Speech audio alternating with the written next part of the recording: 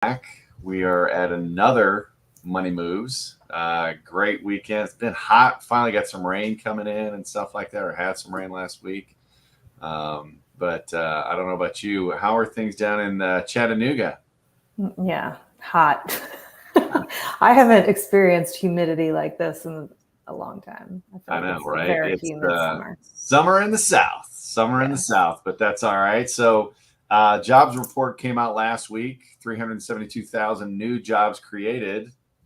I don't know that I buy that one since we shut down the economy for so long. I think some of the jobs are just coming back. But you look at some aspects of the media out there, and things are great. Recession is not going to happen, and everything's good. I don't know that I buy that. I see hmm storm clouds on the horizon, right? I don't know how you feel, Wendy. hmm I don't trust the news. That's how I feel. Yeah, so we're going to talk about that today. We're actually going to talk about the clouds on the horizon, aka the recession that's coming, and what are the top five things that you can do to kind of shore things up and get ready to ride out the storm. So do us a favor, share this with your friends, text them and let them know, hey, we're getting ready to get started on some awesome planning stuff. And then while you're at it, go ahead and click that little subscribe button and give us a little love and a thumbs up. And we're going to get started here in just a few seconds.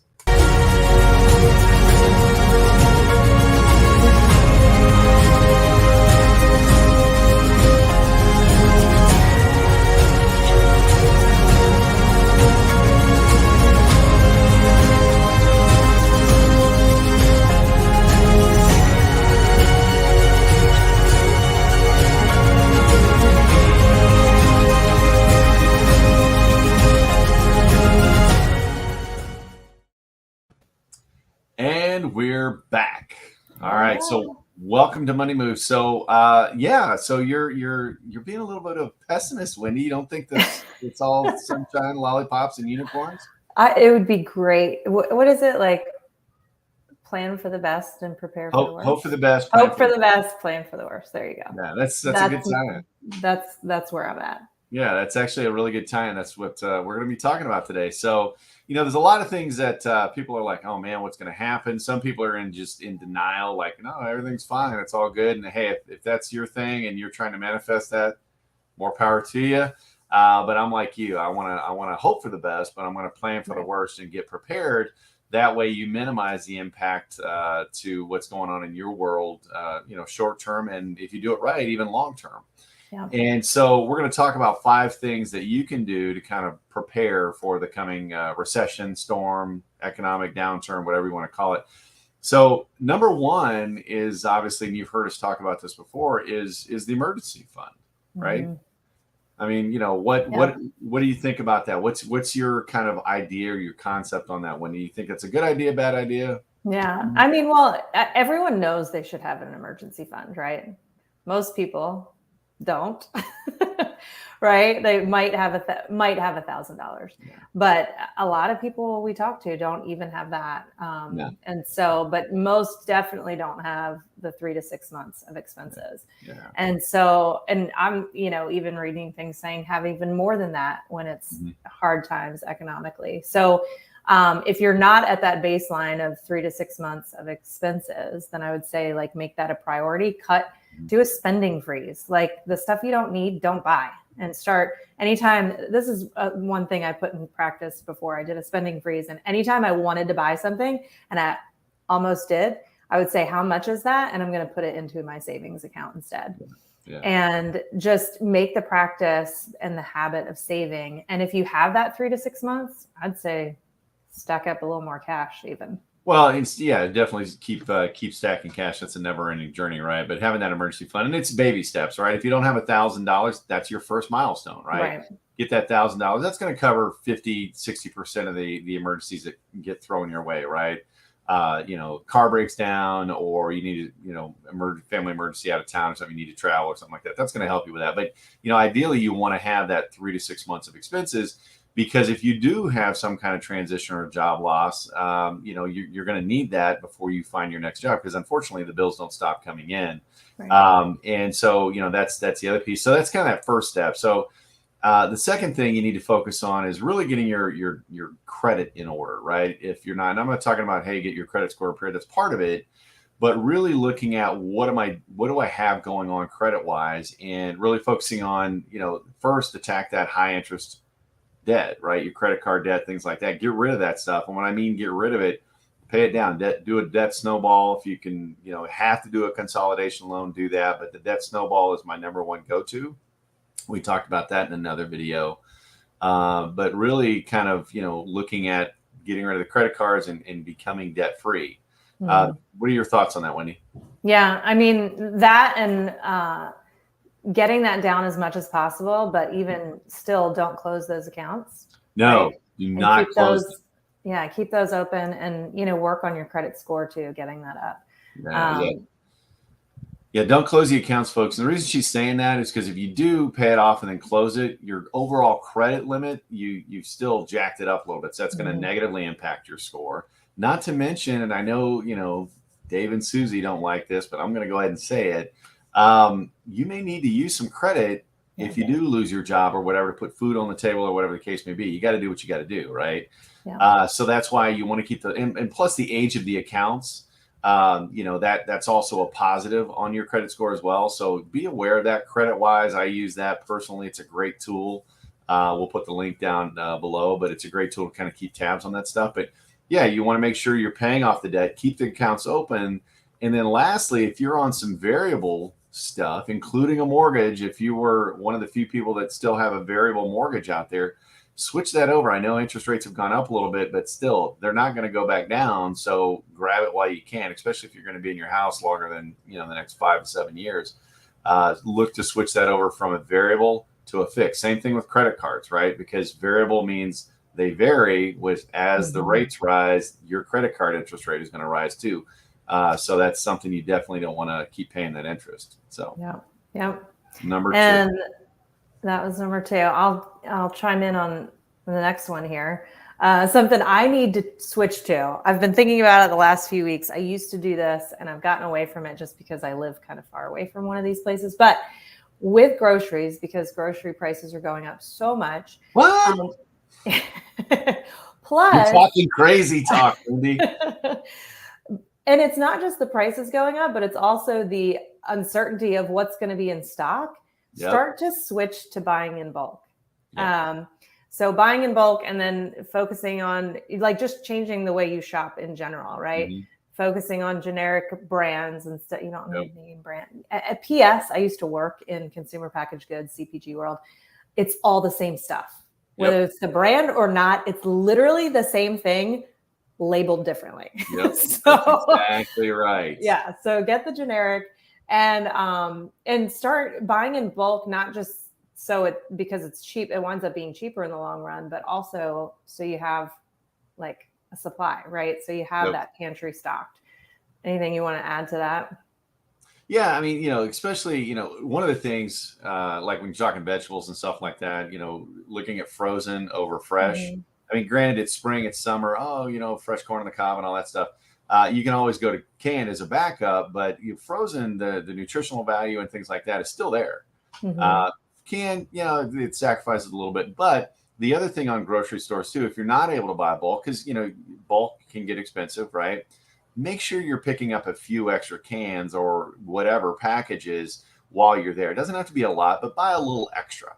Mm-hmm. Why? Because as Wendy just said, you just said, Wendy, you may not have the opportunity the next time you go to the grocery store. Right. And so that's one of the things that make sure you're filling up that pantry a little bit more than you maybe normally would. And that's just because, you keep hearing about food shortages. I've noticed as I've gone to the grocery store here recently, some of the shelves are a little more sparse than they were, a few months ago. I don't think that's going to get better. And it's only going to get worse. And so you want to plan accordingly, right? Mm-hmm. If I see storm clouds on the horizon, I'm getting ready to head out, I'm going to grab the umbrella. So same thing. And that's the last thing you want to get because, if people start running out of food, things will get crazy. Mm-hmm. So make sure you've got enough to make sure, especially if you're in those baby formula, stuff like that. Yeah. Buy a little extra, have a little extra on hand. And going to Costco and Sam's and getting the big thing of jasmine rice. And, even just having that stuff on hand, just that makes me feel better, the just in case, right? Have it. just in case, just in case. But you can definitely look to save some money at the grocery, and that's you got to eat, right? Mhm. So And figure out. I want to throw one more tip out there too. Yeah. Sometimes you're charged a little more by ordering online, unless you pick it up yourself. But I have found for me, ordering my groceries online, I spend less money because we're not especially like, don't take your kids to the grocery store, right? Yeah. But as moms, like I know I'll go to the grocery store and I have my kids with me. I wind up spending way more money than if I were to just order online, get what we need. I see the total. You can keep within your budget more that way too, versus, right? No, most people, I did this at one point in time when I was super broke, but most people aren't sitting at the grocery store totaling things up as they're walking through the aisles and putting it in their cart. And that's what I do love about online shopping for your groceries, is you get to see that total right there and go, is this in my budget? Yep. And don't forget the coupons, folks. A lot of coupons out there. So, and one final little jab on food. This doesn't necessarily deal with grocery, but saving money with food. DoorDash, stop it. Just stop. Okay, you don't need it that bad. Get off the couch, go get it yourself. My DoorDash entrepreneurs are going to be blowing me up now, hating on me. But don't worry, folks. There are still people that will continue to use DoorDash, and there will be plenty of them. But I literally saw somebody a few months ago. I was at a Dairy Queen. Yes, I've got a weakness for a Blizzard, but I was in there, and there was a DoorDash person in there picking up a Blizzard for one of their guests or one of their clients or whatever you call them. But they ordered a Blizzard on DoorDash, and they literally, I said, well, how much are you going to charge them? She said, oh, probably about $5 or $6. And I'm like, so they're already paying $5 for the Blizzard. They're going to double it just to have you drive it. And I'm like, yep, see it all the time. It just blew my mind away. Yeah. So anyway, so jump into the next one. And this is kind of a big one, is looking at continuing to save, or maybe you've got a nice 401k, 403b, or an IRA or some money set back. What do I do? You want to look at protecting it or shifting it or something like that. Work with an advisor, a coach, right? If you don't have one, we'd love to help you out. But you want to look at number one, businesses that are recession proof, right? And think about it when you have your situation when money gets tight. What do you cut out? Okay, maybe other people are going to do the same. So think about that. Right. Think about that as far as if you got stocks, mutual funds, or, investment accounts, things like that. Or how do I protect it? So you want to look for investment strategies that are recession proof, right? You want to look for investment opportunities that are market proof. Okay. And they're protected asset classes. We've done videos on that before as well. If you have questions, let us know. Type in wealth below. We'd be more than happy to kind of guide you through that. But there are ways to protect your nest egg. You've worked hard for that money. The last thing you want to do is see it drop 40 or 50%. And then, we're always told, oh, you'll get your money back. And you do 5 or 6 years from now. And so you lose all that time where your money should be growing, but it's not really growing because you're just getting losses back. Okay. Does that make sense? And I think it was episode 55. We went into depth on that. So make sure, if you guys didn't watch that and you do have a 401k sitting out there somewhere, or mutual funds, that you go check that out for sure. Yeah. And there's a ton of stuff out there, folks. And even your existing 401k, right? What do I do? There's ways for you to protect your existing 401k. You don't just have to let it ride down. And I know, you'll hear from traditional advisors out there, oh no, don't sell. It's like, well, yeah, or the big one, and I've mentioned this before too, you only lose when you sell your positions. Well, I only gain when I sell my positions too. So, where were we when everything was up and high? So, again, get some advice, get some guidance, and, figure it out. And if you have questions, let us know. We can walk you through that too. But yeah, you want to start looking at that stuff because the storm's coming. If I've got stuff sitting out in the yard, I'm not going to let them stay out there during the storm. I'm going to pull them in and protect them. You should do the same thing with your nest egg, right? Yeah. Good point. So the last one, we've talked about this one before, is what? So have additional streams of income. It's kind of my favorite thing to talk about. Yeah, right. I mean, I talked to a girl today, and we were talking about one of the businesses that I have, and I was like, well, yeah, and I also do this and this. And she's like, oh my gosh, how busy are you? And the funny thing is, you guys, I'm busy, but it's not that hard to to add extra streams of income if Not you at do all. it the right way, Not right? at all. Like I have a network marketing business that I put in an hour a day, and it pays like the bulk of my bills, Yeah. and, we have a team, with our financial services that we do, and that like, I just market and do this and talk to people. And then brilliant people like John Cleaver do what I consider the hard work.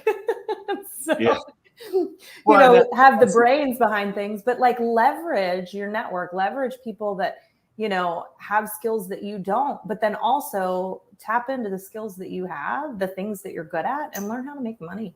And it doesn't have to be something super complicated either. And it does not require a lot of time. And that's the thing, but you got to take action. You got to go find something you like to do, figure it out, right? Figure out, okay, well, how can I get paid for this? Or how can I get, there's affiliate programs galore, right? That's how I got into the financial services business, 9-10 years ago. And I made $32,000 spending literally an hour a week. I mean, it's not that. Not an income claim. Yeah, it's not an income. Everyone's results vary. My attorneys are puckering up right now.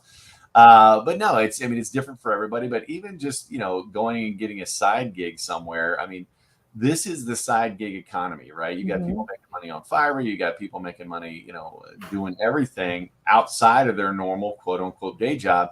And we all understand the importance when it comes to retirement or building wealth of diversification, right? Yep. You need to diversify your income too, because if something happens, and this is why I started looking for multiple streams, because I got laid off 3 times, and I'm like, this is crazy. I don't want to be in the situation where I'm dependent on that one stream of income, right? And it doesn't have to be that way. And so you can figure it out too. So just kind of recap the 5 things you should do. Number 1, start working on that emergency fund. Number 2, get your financial house, your credit house in order, right? And, get things paid off, get things switched over to fixed. Keep them ready, for that rainy day if you need to tap back into them, right? Number 3, switch up how you're doing your groceries, how you're doing your food. That's going to be the big expense you're going to experience here coming up as food continues to increase costs, right? And then also maybe not available. Number 4 is stack that cash. Find ways to shift into more recession-proof strategies and market loss-proof strategies, right? And then number 5, find some additional income. It's out there. Endearing times are tough, and kind of look at your current JOB and assess, if a recession really hits, am I at risk? What's my risk level? And if it's a high risk level, you definitely want to start looking for multiple streams, maybe even look at a career shift. But that's it, folks. I hope that helped you out, Wendy. I think that was pretty good. I don't know, what do you think? Yeah, I was just going to say last thing about number 5. I want to know one more thing. Yep. I was in this group and there was a challenge to find a way to make an extra $1,000 a month, whether that be by cutting expenses or by increasing your income. But I would throw that challenge out to you guys. Like, how can you make, don't think like, how do I make an extra $100,000 a year? But how do you make an extra $1,000 a month? What can you do? And even if it's just to put away to be ahead of the game. So anyway, but yeah, I thought these were great tips. And there's a kid screaming in the background, so I'm gonna. Yep. No, that's totally fine. It's working from that lake house today. Must be nice. So, but anyway, folks, that's really, the storm's coming. Okay, get prepared. Do us a favor. We love doing these videos, but it really gives us a lot of motivation if we see those subscribes and likes go up. Comment. We want your input. We want to hear from you guys. And if you've got a topic you want to learn more about, let us know that too. We'd love to do a video for you. So, Winnie, have a great week. And every Tuesday, folks, Money Moves, 10 o'clock Central, 11 o'clock Eastern. Hope to see you next week, and have a great week. Bye-bye. Bye-bye.